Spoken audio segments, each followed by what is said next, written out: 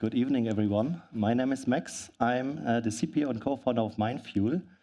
And first things first, thank you for having me tonight here. Thank you also for listening to what I have to say about AI in all this vast news everybody reads every day.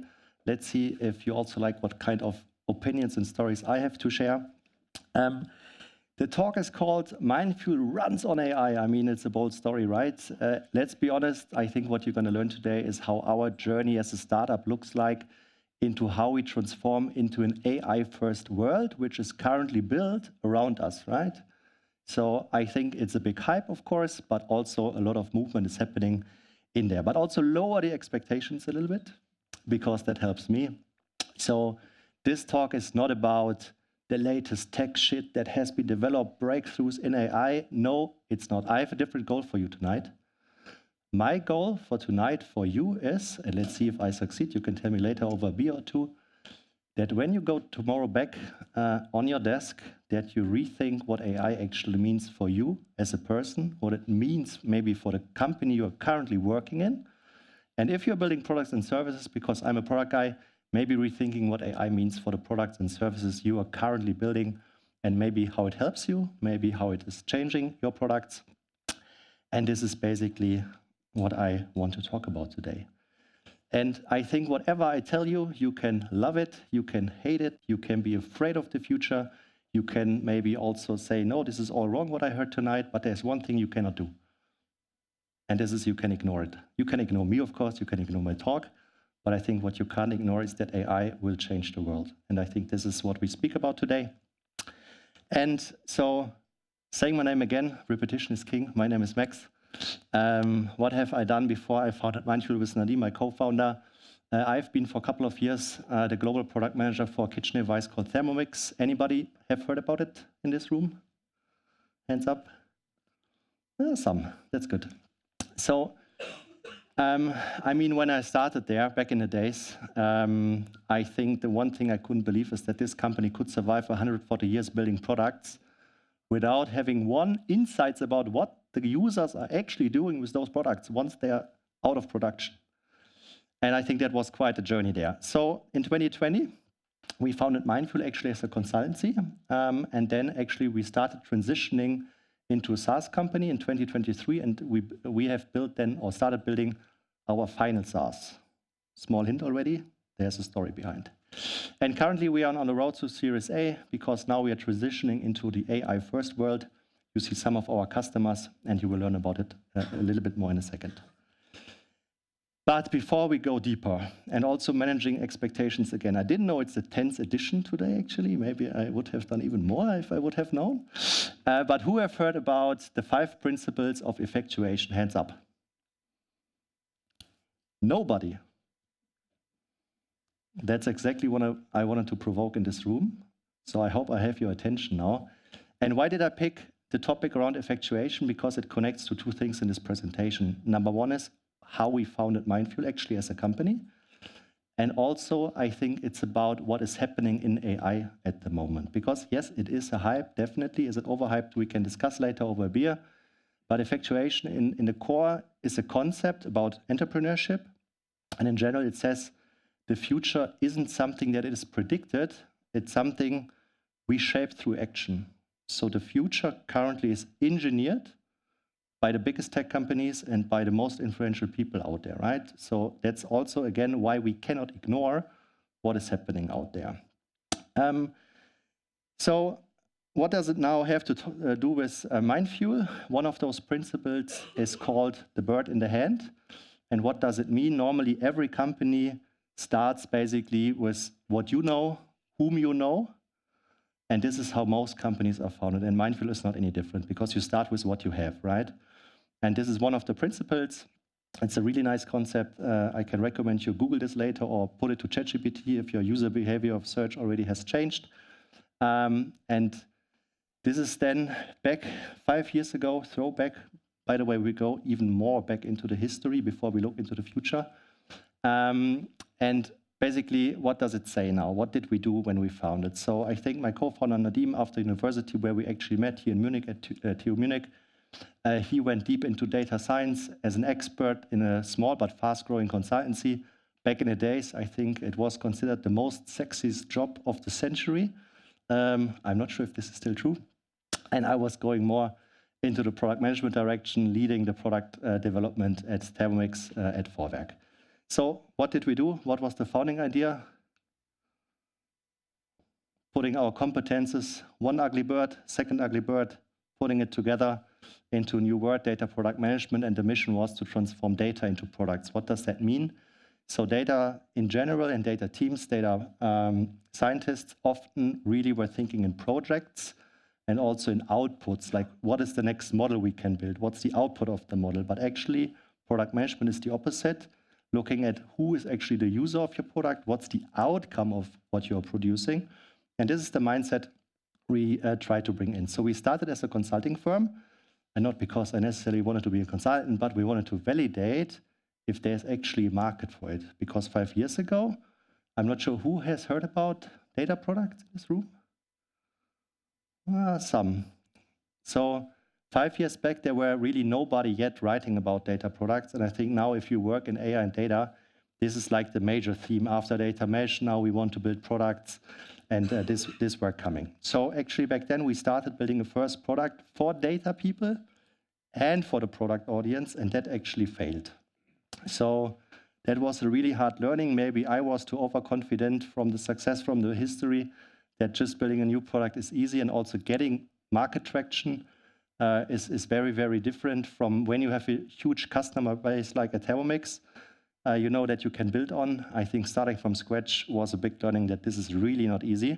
So when we then basically end of 2022 looked into where the product stands, we took a bold move because actually we had to take a decision. Are we building now data product management for the data people or data for the product management people? Because again, before we tried to build everything, and if you build for everyone, you build for no one, and that was the hard learning, right? So what we basically then decided, we will really focus on one persona, which is a data leader, AI leader in those organizations. And we run a lot of deep dive interviews looking into what are they currently doing, what's the state of their mind. And what we found out back then is actually 3 major problems, which we still try to solve today. They are really not 100% solved, but working on it. You will see it in a second. But the one thing that we found is that there's still a lack of transparency across all AI and data initiatives in a company. And with GenAI, I think it even got worse. I learned a new term 2 weeks ago. I really liked it, so that's why I drop it here. They called it, it's mushrooming. AI is mushrooming in the companies because it's popping up like mushrooms. And I think that is very true. And so that's one thing we found out when we did those interviews. Then another pain point we find is there's really zero reusability when building basically use cases, AI data use cases. And I think this leads to really a big pain point because it's quite resource inefficient. At the end of the day, where does it lead to? So ultimately, it leads to that there's really unclear return on AI and the value story that they really can tell basically to their management team. And why does it hurt us here as people who are maybe shaping the future interested in AI? Because this actually will slow down their transformation into the AI future. Because if they cannot prove that what they do has some value for the company, they will not succeed, right? Okay, one last story with Thermomix. So when we had these interviews, I fell back into a moment at Vorwerk that I will not forget. It really still hurts, but I think it comes down to what we try to achieve here. So I was presenting a great new future, the data we get from the first test, from the first connected Thermomix ever. Look, we've seen now what we can do with the device, what they do. There was one in Madeira cooking in Thermomix. Nobody was knowing that there was even a Thermomix on Madeira. So it was crazy, and I was pitching that we have recommendation systems in the future. We will drive product usage. It will basically, in every corner of the company, it will be basically help us being better with the performance of the company. And everybody looked at me like,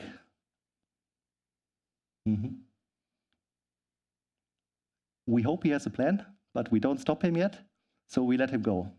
What happened after me, because we could basically also look what others have presented. There's a very nice guy, mechanical engineer, So who knows Thermomix? There's one very important utensil. It's called the spatula. It's a piece of plastic, okay? It wasn't changed for 10 years, it's plastic. But the guy was doing a more flexible part here and the color here, and everybody after me was applauding like, yeah, this is the future, this is what we need, this is what we can give to the sales force that can go into homes again, selling more Thermomix. And I was like, what the hell did I just do? Because I think we had a great future in front of us, but apparently I couldn't convey this into how valuable it really is, right? So because it's intangible, it's hard to explain to people who have just a mechanical engineering background, because this is what Vorwerk was all about. And I really felt connected to that moment back in time. So this is why we have decided going all in on building the first AI and data impact platform. I mean, how do we do this actually? I think it's pretty simple. So we are tackling data and AI leaders, and they are managing mostly two things: AI and data use cases, and data products and AI products. But they have no system today where they can actually combine it and present the value, how the products basically enabling the business and the value that runs on those products. Or to make it even more simple, if you're not working in a data and AI team today, sales runs on Salesforce. HR runs on Workday. Finance runs on, sorry for them, SAP. And so on and so forth, right? IT runs on ServiceNow. Data and AI leader, you know, those people driving the change, they run on Excel. And I think this cannot be the truth, right? And this is what we are about to change.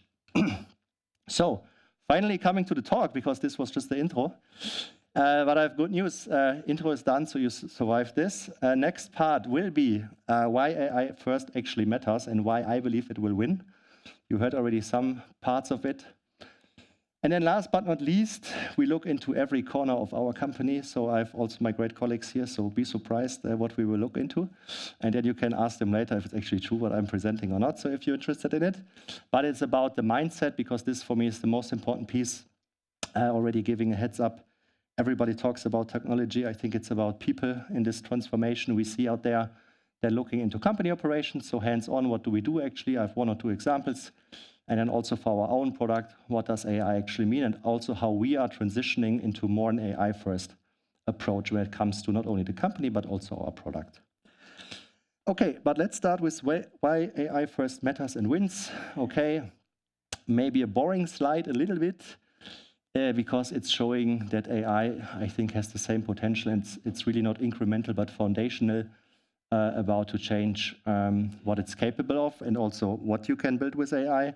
But I think that's not the main message here, because I think why it's happening now is the speed of adoption, right? And I think this is something you have to understand, and I hope you understand already, because I didn't pick just the ones on random purpose, like electricity, computer, internet, because this is basically the infrastructure AI now runs onto, right? You have a smartphone in your pocket, and I think this is why the adoption is so fast. So I think ChatGPT, to reach 100 million users was less than 2 months.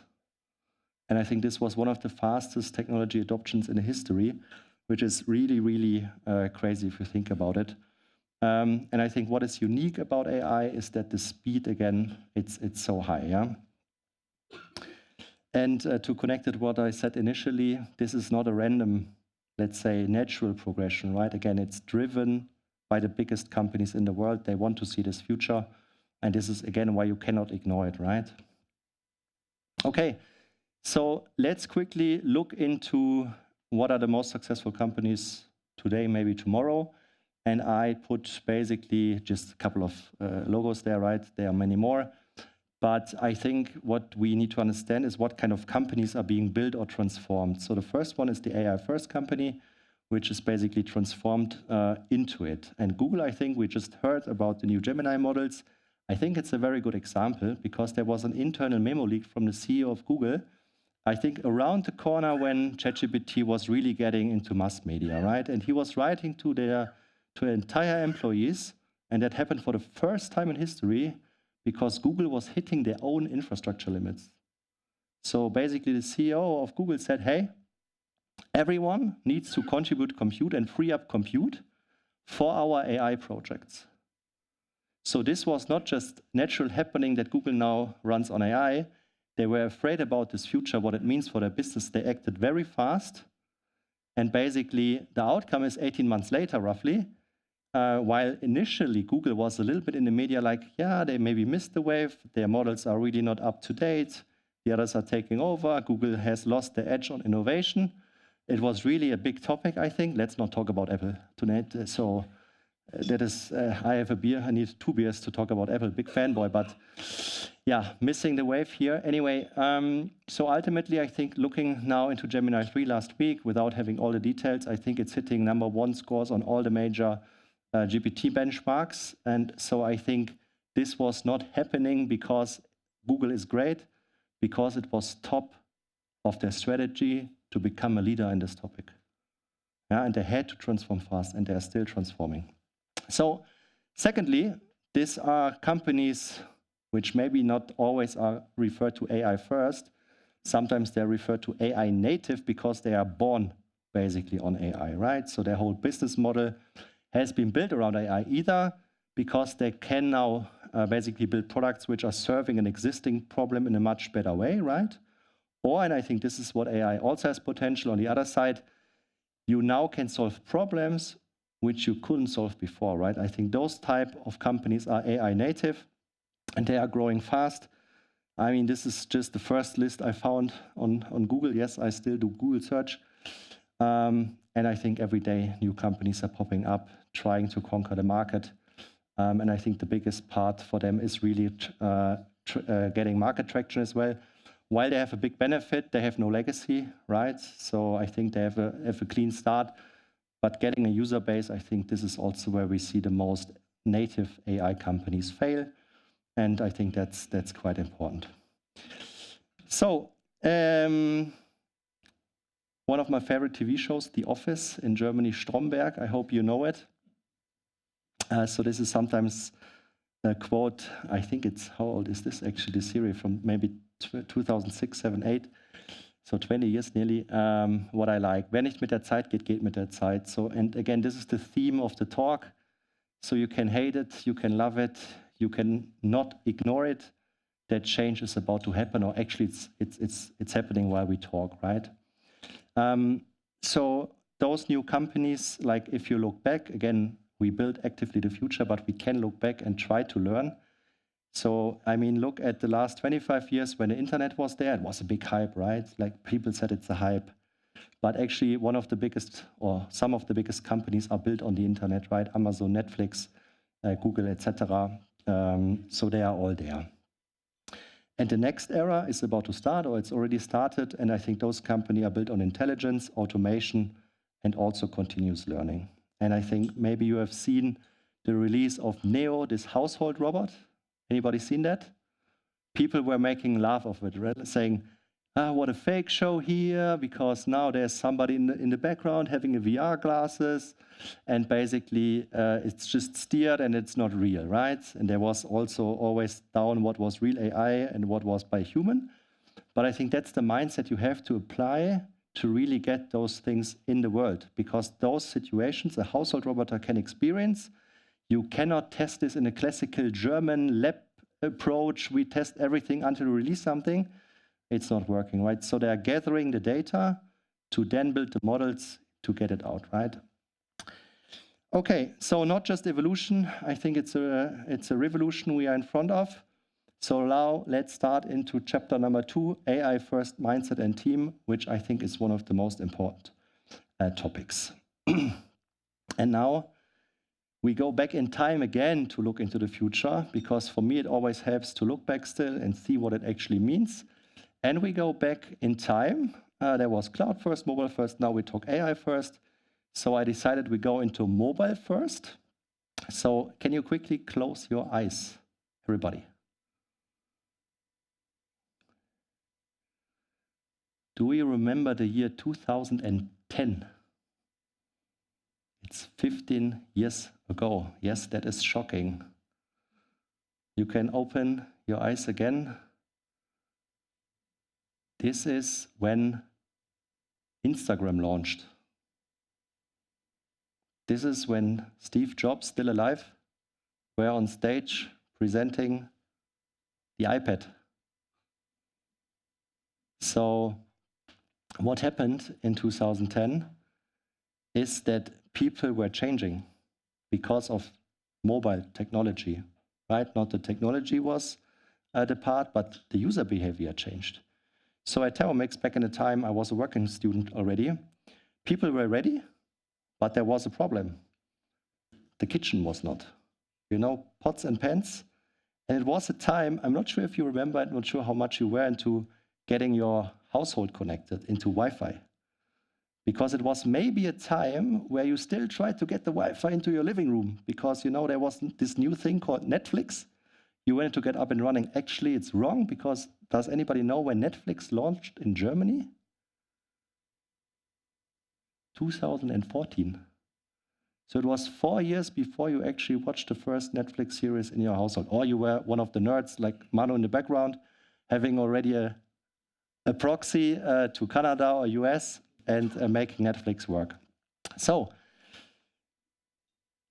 the obvious choice in mobile first, and I think that's what a lot of companies have done wrong, is, it's just an add-on, right? We make a nice app, we make whatever, just an add-on to what we have. No, they missed the biggest opportunity back then, and they're maybe missing it today with AI first again. Because what we did at Vorwerk, we really deeply tried to understand what it means for our business model and how can we serve user needs which couldn't be served before by the company. And it was not an add-on, but it was the core of what we were building. And this was the outcome. A new unified mobile experience, because it was not just a moment when you are browsing for a recipe or you want to add something to the shopping list. The whole user journey of Thermomix starts way before you actually put something into the cook mixer, and also is not ending there. So a seamless integration, not of mobile, but mobile technology into every touch point of your user journey. This is what made all the difference, and I hope that is clear. Because it wasn't about mobile, it was about getting the best user experience based on mobile technology. So when you think AI first, it's not about technology, it's building the best user experience in your product, enhanced or enabled by AI. And that's the way I think we should think about it. And I tell you one thing, you remember these plastic parts? At the time we pitched this, Vorwerk was still in the book business. It was $1 million book business, and we said we have to kill it. So it wasn't an easy change either. Also afterwards, a realized idea always looks easy. Okay, we are all bored by old stories 15 years ago, right? Like, what is he talking about? I came here for AI, now he's coming back with mobile first. What the hell, right? Yes and no. Because I present this to you because I want to trigger you to learn from the past but shape the future. Because what you just see here is what Google released just last week. They released their way of agentic checkout. They didn't just put AI into the last step of an upsell recommender saying, hey, I have something for you. No, they rethought the entire user journey, how people maybe want to buy in the internet. And this is what it is about. Anybody works in e-commerce here? Anybody? Are you currently working on agentic checkouts? No? Should you work on agentic checkouts? Yes? Maybe no, but there's one thing, and it's the theme again of the talk, you cannot ignore it. So maybe you don't need to shape the future with the best agentic checkout in the world, but at least you have to consider what does it mean for my business and how can I at least make sure that people find me on the internet anymore, right? When they have agentic checkouts. How do you get into this fully automatized Google way of buying online, right? So I think this is at least a question you should ask yourself. And there's a little story where I saw my user behavior actually changing. So I'm flying to the US, visiting my sister over Christmas, and I had to book a flight. And it was when there was the biggest or longest shutdown in the history of the US, and the flights were going crazy. The prices were all over the place. I saw a price on American Airlines for $20,000. I'm not talking first class, not business. It was economy. So something was completely off. And then I figured, hey, there's this new ChatGPT browser, Atlas, right? And I heard it can do, because I was a little bit not so happy that they are now going all the way, let's say also there in the consumer area. But you could hand off complete tasks to your browser, right? So it takes over the cursor and does stuff for you, basically. And I thought, okay, that's the perfect thing to find out if this really works. So I was writing a prompt that I want to fly in this time. These are the connections I could consider. And then I handed off this task completely to my browser. I was walking a dog because it was amazingly slow. The cursor was moving like this. And I was like, okay, forget it. Like, it will not happen, right? But 3 hours later, I came back, and it had a full analysis of all the sites, Google Flights, Voodoo, Expedia, I cannot even name them, and it checked every single site, and it found me by far the cheapest flight, which I booked. And I think this is when I say user behavior is changing. So if you like it or not, it's not in your control. It is changing. And this is what you have to adapt to, whatever you do, right? Okay, enough with that. We are coming slowly but surely also to an end already. But now it's about, I promised, we look a little bit behind the curtain. AI first company operations. So this is the one I picked, which is currently built. So I told you that the next generation of companies is built basically also on continuous learning. And this is what we try here, for example. So we have built an insights database where we try to map out every customer interaction, customer feedback, etc., pp, so we really can improve, right? But as you all know, like, we have a lot of demo calls with prospects, and it's a hell of a work to get this all crunched through, right? Like making summaries. So what we have fully automatized now is that we get this transcripts or even the videos, transcribe it, and then having predefined prompts, custom GPTs that is extracting the most important information from there, and then writing it also for the relevant people basically into our database. And the database is used then for improving product, because there's product feedback in, maybe marketing, what messaging works well, sales demos, were the sticky features people liked. And now the next phase we are also doing is putting a GPT on top. So actually you can also approach this data, not just in a database, but basically having access and democratizing it to the entire company. Coming to product development examples, I'm happy that some engineers here are in the first row, so they will probably have maybe a different opinion sometimes, we will see.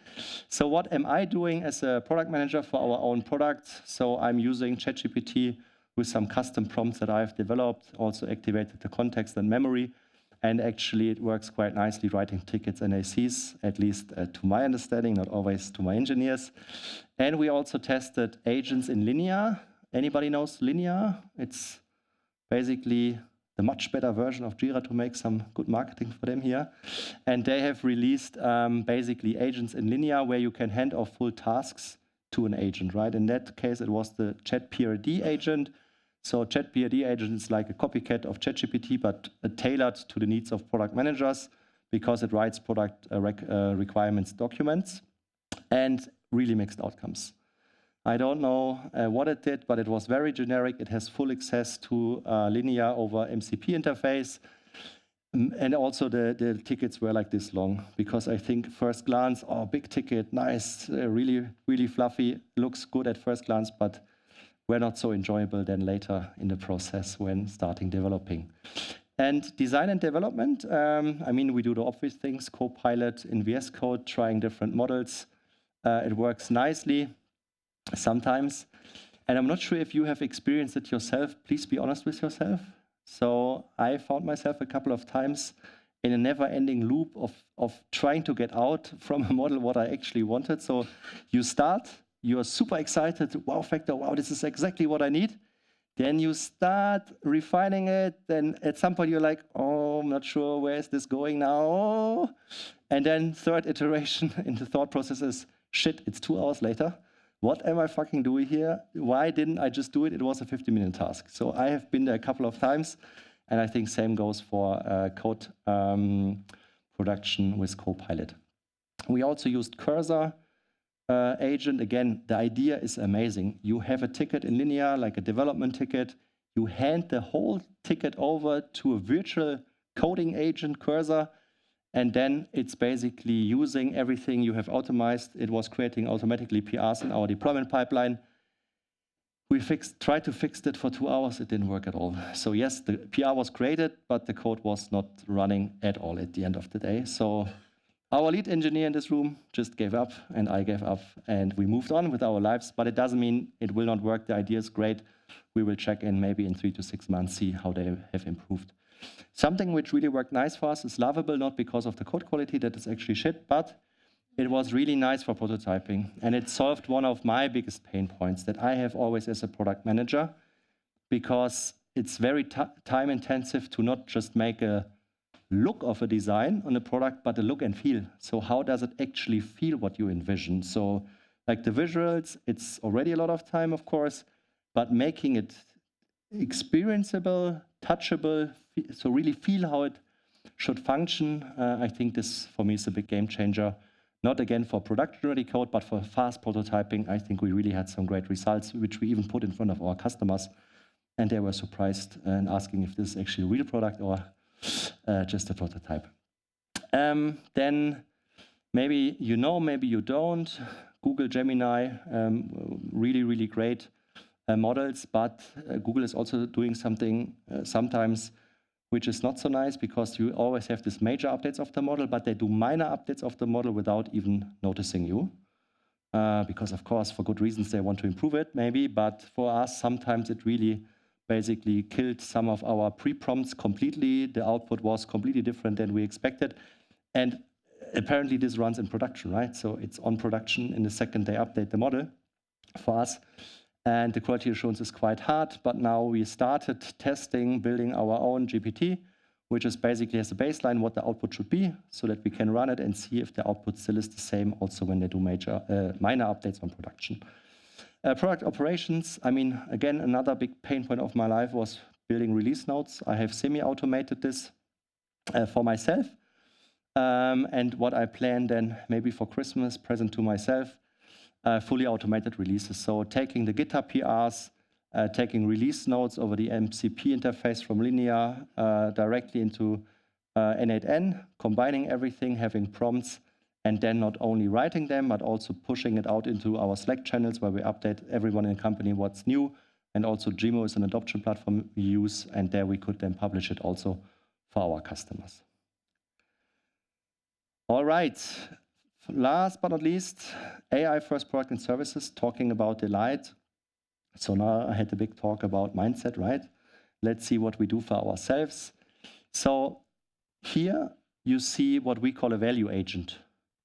And the value agent is targeting a very specific problem within the world of data and AI leaders. And that's what's the value of this use case the business just have committed. And what we do here in an agent interface, we are asking some baselines, we need some input, right, which we also store for the future, so it learns over time. And then we are targeting basically what's the potential value of the use case the business has committed. This today is a very, not only time-intensive task, it's a task where data things business can do, and business things data can do, and at the end they have nothing. So this is really accelerating the conversation between a business idea for AI and then also having an idea what's the value for the company. Remember to also showcase to the management this is something we should invest in, right? And not just plastic spatulas. I think what's important for us to understand, or from Mindfuel understand, our customers are mostly enterprise customers. And if you thought that cloud assessments were crazy complicated, what they're currently building for cybersecurity in the context of AI, I think it's even more crazy because they don't even know what it actually is at the end of the day. So we have designed Mindfuel also in a situation where we maybe sometimes want to rethink really from AI first, but also we have to have a version that can be used without AI, because if the AI compliance is not completed, they cannot start with the product. So this is a little bit a specific case where we always try to combine both worlds, the old world, let's say, and the new world. And then thinking of unserved user needs. So this is what we call a discovery agent. Again, imagine now you are in a big enterprise, you know there's a big data and AI team, but you have no clue what they are working on, right? Or you have no clue what AI can do, basically, for myself, right? I may be working in marketing, so what's actually happening out there, what is relevant for me? And the idea here, it's still a prototype, to be honest, but it's about, lowering the barrier of non-data and AI people to get to know basically what is currently worked on in the company, but also in general in the market, ideating how it could improve their day-to-day work or their processes, their work, and then handing it in basically into our product. So, and this is basically the closing of when I initially stated, now imagine again you're a CDO of a global company, I don't know, Fortune 1000 company, and your job is to transform this company into the next era of technology called AI, right? This is you. And what you have when you go to your business stakeholders, you come with an Excel sheet. So basically, you are considered like you work in the past, but actually you should be the front runner of how you want to actually transform the company. So we think, and that's what we're building, it should feel like you are working with the future and not with the past. And this is why I believe we can help them a lot in this regard. Okay, I lied to you, I'm honest. I said now AI is changing the world. It's going to be a big differentiator. You have to invest into it. The truth is, we are still on the very left side, right? Like when the internet was still new. I think for us, sometimes it's not foreseeable where this is all ending. So I truly believe we didn't even hit the flipping point of AI yet. So we are still on the left side. But once we do, and I think this is, again, why you cannot ignore it, then it's the new normal. And either you are part of the new normal, or as Stromberg would have said, you are left behind and you got changed. So either you changed or you got changed. So, summary. Intro, what was my name? Very good. Then we had a session about AI first, why it matters. Again, I just said it for me. I believe this is the new normal, which is coming. Not because it's natural progression, no, because the biggest companies, the most influential people in the world are driving this change. They want to make it work, so people will change as well because their behavior is changing. And this is, again, also mindset and team, what we talked about. It is all about people. And I think this is, again, also what you maybe can take home. How will AI change your day-to-day work? What you maybe want to improve in your day-to-day work? How does it affect company operations, which was the third part. So, and I hope you have the leverage in the company to make changes, but do you really believe that how things are running today is the way it should run? Do you see potential to improve the company operations was number 3. Again, learning systems, learning from the past, I think it's a big theme you should think of.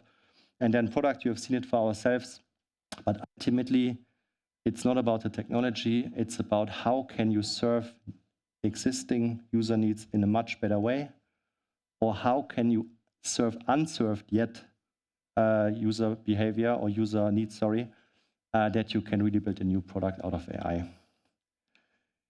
So I hope you liked what you have heard here today. I hope you're going to help us to shape a future where we think AI from a user needs perspective, a value perspective for companies, and you are not just thinking from a technology side.